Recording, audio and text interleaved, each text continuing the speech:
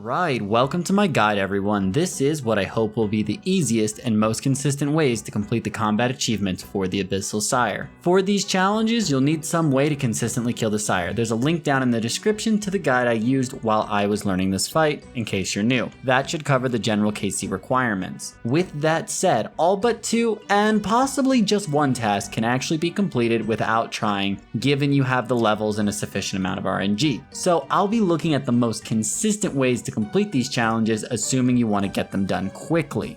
Now, for general requirements, you're gonna need at least 91 magic for access to Vengeance, some method of changing spellbooks, whether that's the Magic Cade, spellbook swap on Lunar, or a house altar. Now you might object and say, what if I only have 91 magic and no altar? And you know what? That's actually a good point. No, wait a second. You have 91 magic but don't have a max house? What are you, an alt account? You're better off just leveling up 3 times or getting the altar. Or you can do this method, but it's not actually recommended. Oh, and you'll also need the Pool of Restoration and of course, a fairy ring.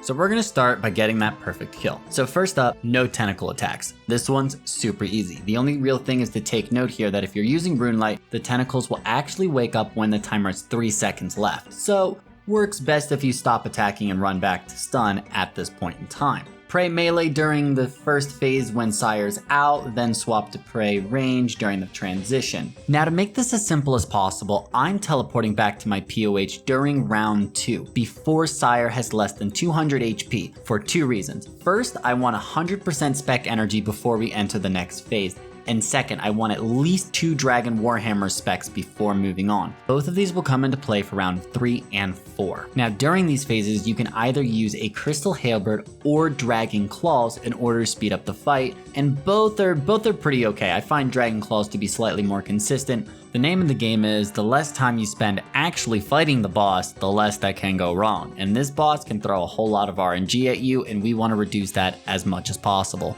Just keep in mind that if you are teleporting, make sure you do it immediately after a normal attack animation from the Sire. If you happen to teleport after an attack animation spawns that would trigger a Miasma Pool or a Scion, you will fail either challenge depending on what it is. But for the perfect kill, you can just ignore the sign for now, it's not important. Otherwise, when Sire goes for sort of the lung-like attack, walk a couple tiles away to avoid the Miasma Pool. Alright, now for phase 3. During the phase transition, you're going to swap to range prey. A pool will always spawn under you after every 2 attacks, if you're not confident in dodging them, or move off the tile after every attack and a half. Now immediately upon entering this phase, you want to dump all of your spec weapon, no matter what that is. If you get lucky, you should be able to finish the kill relatively quick. Now if everything went well, you should have completed 3 out of the 8 achievements as shown on the screen, 5 out of the 8 if you include the KC requirements.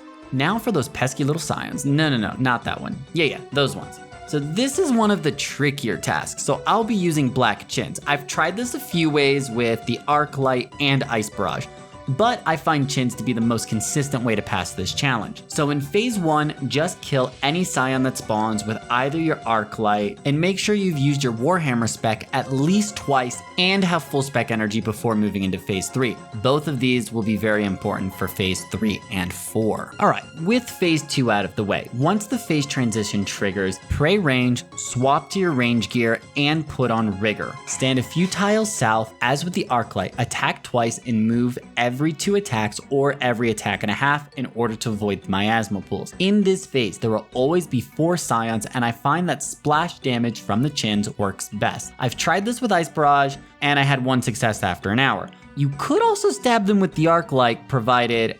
Oh,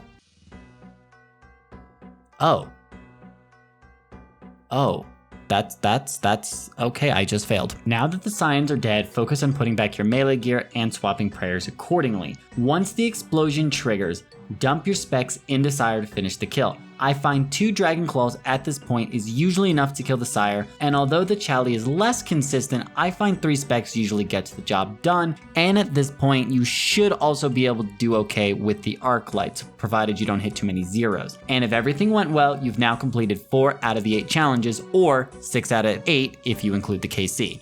Now for the Vengeance spell, you've got 3 options. Use a Magic Cape, use Spellbook Swap, which requires 96 magic or 93 plus a mage pot, or use the POH Altar. All good options. In case you don't know, the Spellbook Swap only works for 1 spell. So you swap to Ancients, use Shadow Barrage to stun the vents, and then you're back on the Lunar Spellbook. Now depending on how quickly you can kill the vents, you'll need enough runes for 2 to 3 casts. Showing my POH setup, during phase 2 you have enough time to swap to the spellbook, at the altar, and return to Sire before it despawns. And of course there's always the magic skill cape or the spellbook swap, both are good options. If you don't have access to anything, well, damaging the Sire enough will eventually stun it, but like you have to deal with the Scions and the miasma pools, so it's not really recommended, but like hey, you can do it. But yeah, just make sure you bring enough food so you don't die after the Vengeance cast, but don't worry, you'll still get the achievement anyways. And yeah, that's 7 out of 8 my friends. Now for one that's a bit easier. And you remember when I said these challenges are a bit RNG based? Yeah, this is exactly what I meant. So like with the crystal bow, it's pretty easy to do if you 2-hit all the vents. Now that said, in a task it happened to me twice. So if you want to take the long way, you can actually get a lot of these challenges without really trying.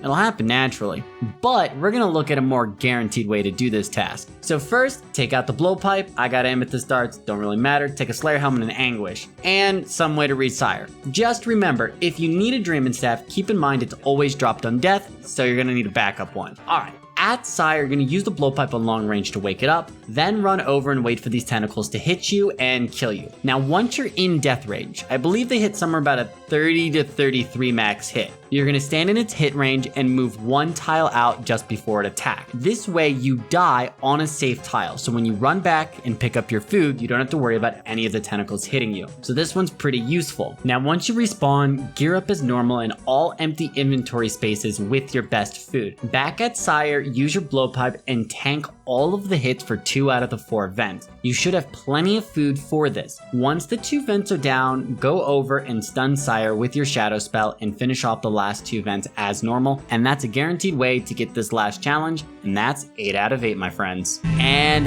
that's it for today guys. I hope you guys enjoyed it. If you liked what you saw, please drop a like and subscribe. Also, there's a couple videos at the end that you might enjoy on some other bosses.